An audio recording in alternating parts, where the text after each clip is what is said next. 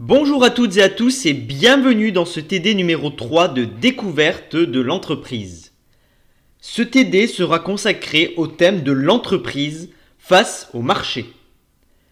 Le premier document est un texte reliant la notion de monopole et celle de barrière à l'entrée. Qu'est-ce qu'une barrière à l'entrée? Quelle est l'hypothèse de la concurrence pure et parfaite qui n'est pas vérifiée? C'est la première question.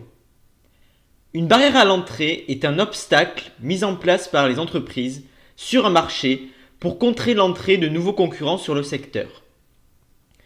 De nombreuses barrières à l'entrée sont possibles. Les barrières économiques sont liées aux caractéristiques du produit ou de la production. Par exemple, un volume de production de départ important, une maîtrise parfaite d'une technologie, les effets d'expérience sont des barrières économiques. Les barrières commerciales consistent par exemple à profiter de l'image forte pour une entreprise déjà bien présente sur le marché ou à pratiquer des prix bas, empêchant les potentiels concurrents d'être compétitifs. Les barrières financières impliquent par exemple une masse critique importante de capitaux nécessaires pour entrer sur un marché. Enfin, on a des barrières politiques, juridiques, fiscales, c'est-à-dire des réglementations de toutes sortes pouvant bloquer ou dissuader d'entrer sur un marché. C'est l'hypothèse de fluidité de la concurrence pure et parfaite qui n'est pas respectée dans tous ces cas. La fluidité implique la libre entrée et la libre sortie du marché. Deuxième question, pourquoi la présence d'économies d'échelle explique-t-elle les monopoles naturels? Les économies d'échelle apparaissent quand, dans un secteur, il y a une baisse du coût de production moyen quand s'accroît la quantité de production ou la capacité de production. Cela s'explique par des coûts fixes importants. Ces coûts fixes correspondent aux coûts des investissements initiaux qui sont gigantesques. Par conséquent, sur ces secteurs où les rendements d'échelle sont croissants, les caractéristiques techniques conduisent à la formation de monopoles. On appelle donc ces monopoles des monopoles naturels. Prenons un exemple pour illustrer cela. C'est la question numéro 3. Le réseau de chemin de fer national est un cas de monopole naturel. Un investissement initial colossal en infrastructure pour construire le réseau ferré est nécessaire. Le coût fixe de production, qui correspond à l'investissement initial, est gigantesque, alors que le coût marginal du passager supplémentaire est très faible. Le coût moyen, c'est-à-dire le coût total divisé par le nombre de passagers, est énorme au départ, pour un faible volume d'activité, et continuellement décroissant ensuite. Le même phénomène se retrouve dans tous les secteurs qui nécessitent l'installation d'importants réseaux de communication et de distribution, électricité, gaz, télécommunications.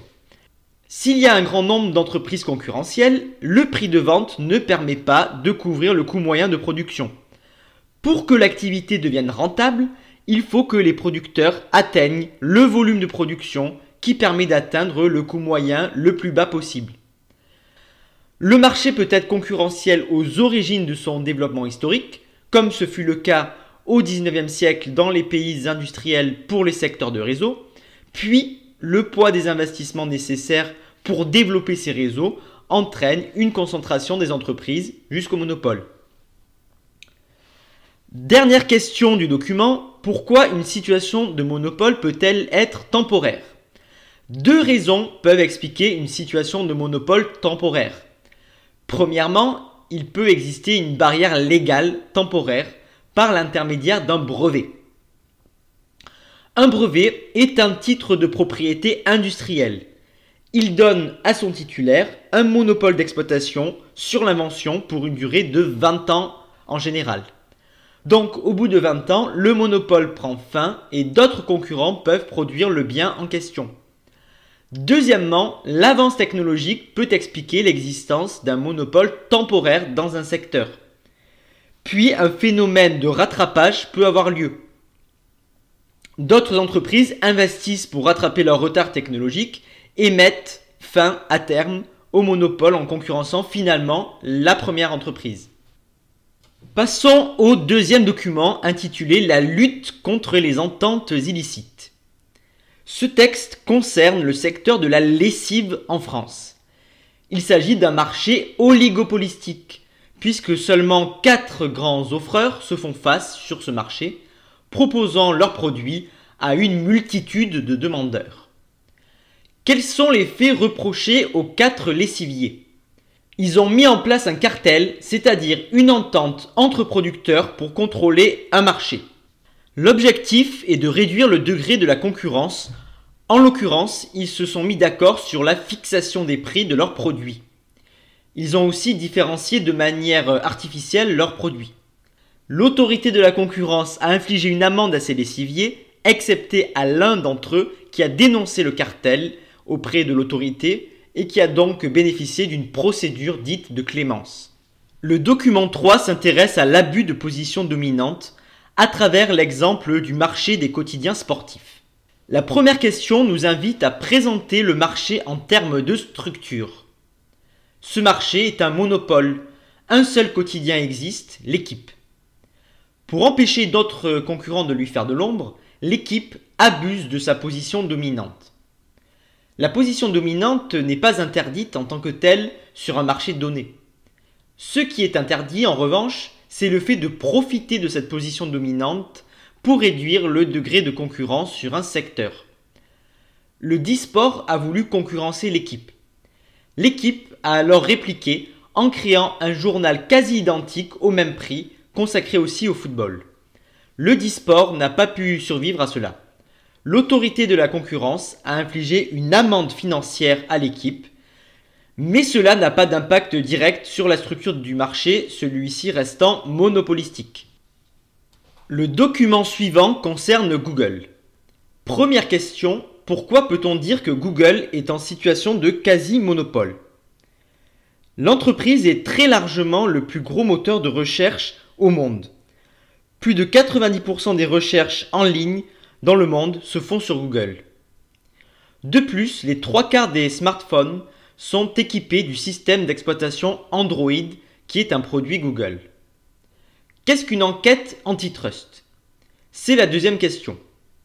Une enquête antitrust vise à limiter ou à réduire la concentration économique sur un secteur. Elle vise à établir plus de concurrence sur un marché monopolistique ou dominé par une seule firme. Troisièmement, quelles sont les pratiques de Google présentées comme anticoncurrentielles ? Cela concerne la publicité sur Internet notamment.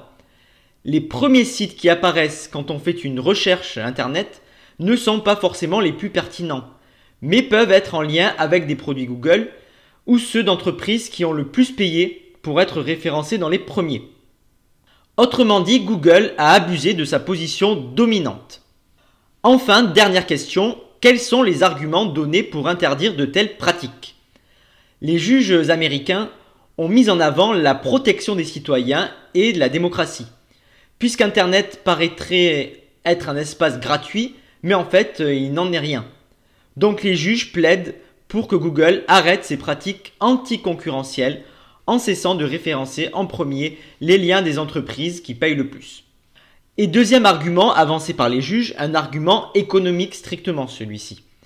C'est l'idée selon laquelle un marché concurrentiel permettrait de pratiquer des prix plus bas et inciterait les entreprises à innover, contrairement à un monopole qui bénéficie lui d'une rente de monopole, pratiquant des prix plus élevés et n'étant pas incité à innover, puisqu'il n'a pas de concurrent en face de lui. Enfin, le dernier texte s'intéresse à la concurrence monopolistique en prenant un exemple. Ibrahim tient un commerce de sandwich turc dans la partie restauration d'un grand centre commercial. Comment Ibrahim peut-il se différencier de ses concurrents ? Ibrahim a de nombreux concurrents. Des concurrents qui proposent des pizzas, de la nourriture chinoise, des pâtes au sein même du centre commercial. Mais Ibrahim se différencie en proposant un bien différent, un sandwich turc. Plus exactement, il propose une variété différente. Tous ces produits, sandwich turc, nourriture chinoise, pizza, pâtes, répondent à la même fonction, à un même besoin, ici satisfaire la faim des consommateurs. Mais ces produits ne sont pas parfaitement substituables. Deuxième question, pourquoi la capacité d'Ibrahim a fixé le prix de vente de ses sandwichs est-elle réelle mais limitée. Il est le seul dans le centre commercial à proposer des sandwichs turcs. Il peut donc fixer un prix un peu plus élevé que ses concurrents. Mais s'il fixe un prix trop élevé, les consommateurs pourront se restaurer chez un autre commerçant. Pizza, restauration chinoise, pâtes. Qu'est-ce que la concurrence monopolistique illustrée avec l'exemple du texte? C'est la question suivante. La concurrence monopolistique est une structure de marché qui répond à 3 hypothèses. Premièrement, un grand nombre d'offreurs. Ici, il n'est pas question de monopole, puisqu'il y a plusieurs commerces de restauration au sein même du centre commercial. Deuxième hypothèse, la différenciation des produits. Les entreprises vendent des produits de même nature, mais imparfaitement substituables. Le sandwich turc et la pizza répondent à un même besoin, mais comme nous l'avons dit, ne sont pas parfaitement identiques. Enfin, troisième hypothèse, la libre entrée est sortie. Ici, Ibrahim peut vendre son fonds de commerce à une autre entreprise qui fera son entrée sur le marché. Quatrième question, donner des exemples de marchés en concurrence monopolistique.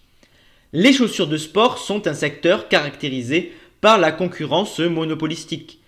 Plusieurs entreprises se font concurrence et pratiquent la différenciation de leurs produits grâce à l'exploitation de leur image de marque. Les assembleurs d'ordinateurs portables sont aussi dans ce cas-là. Ils sont assez nombreux et parviennent à différencier leurs produits. Enfin, dernière question, examiner les conséquences de la différenciation pour l'acheteur, effet positif et effet négatif. L'aspect positif est la diversité pour le consommateur. Et les consommateurs ont généralement une préférence pour la diversité, pour la variété. L'aspect négatif se retrouve dans le fait que la situation se rapproche du monopole, donc le prix est plus élevé que sur un marché concurrentiel. Et voilà, c'est fini pour ce TD de découverte de l'entreprise.